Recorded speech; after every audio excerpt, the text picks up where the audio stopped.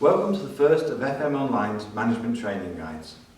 My name is Geoff and I've been working with some of the world's largest companies for over 30 years to help them make their people more productive and personally effective. This advice is specifically tailored whether you're a multinational or an SME. Every 2 months we're going to focus on an issue that concerns some of our clients. Today we're going to focus on running a development day in your business. Poor planning and obscure goals are a recipe for disaster. Success is entirely dependent on facilitating goals that people can buy into and agree with. I'm going to show you a really simple and easy way to achieve this. Find yourself a large piece of brown paper or 4 pieces of flip chart paper and stick them to a wall. Get yourself a can of spray adhesive and give it a good spray. Next, you need a pile of pieces of paper, and what I do is I tear A4 paper in half. The content we're going to use now, I actually facilitated from a team development session from an online retailer.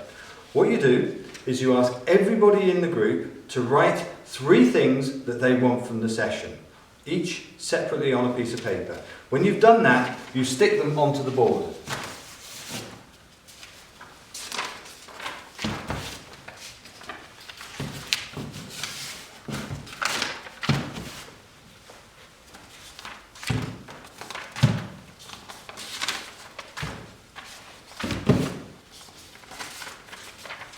So you will have some repeats, you'll have some that are a little bit irrelevant, but it doesn't matter. Get everything up there to start with.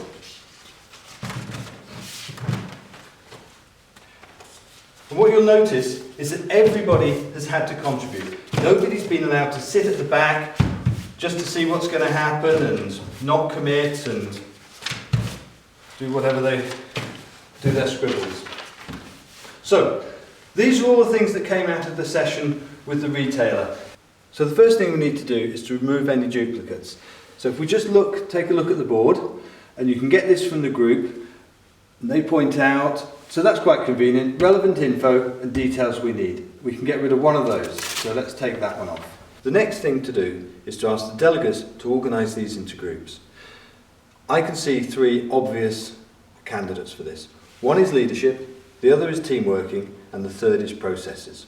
So, if we organise them on the board, there's how a team works, what is the perfect team,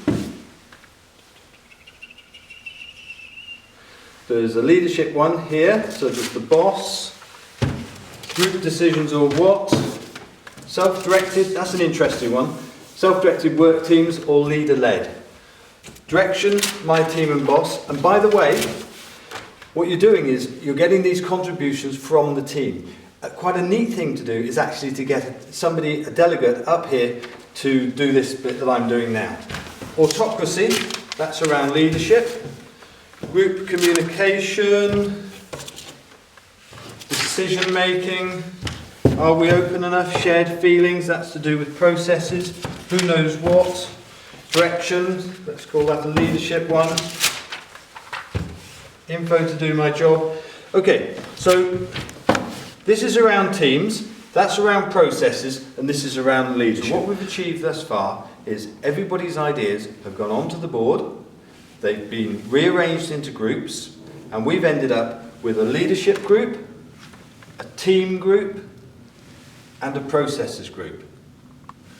What I do next is to ask the delegates, whether it's as 1 team or 3 sub-teams, however you want to arrange it, to craft 3 separate objectives which we can use to hang the day on, we can measure at the end, and we'll give them maximum value for the session.